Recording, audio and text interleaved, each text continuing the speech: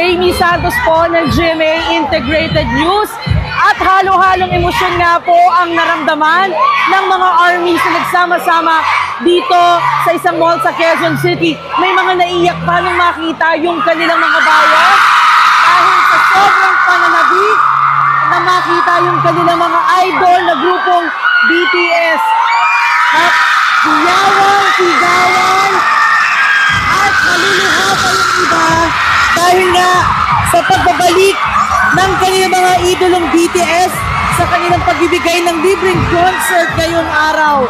Kitang-kita naman po ang saya ng mga armies na nagsama-sama dito sa Quezon City para mapanood ang kanilang mga iniidolong BTS dahil ang BTS daw hindi lang magandang musika ang naibigay sa kanila, bagkus binigyan sila ng grupong BTS ng inspirasyon, lakas ng loob, healing at comfort sa mga panahong lugmok at may mga problema sila.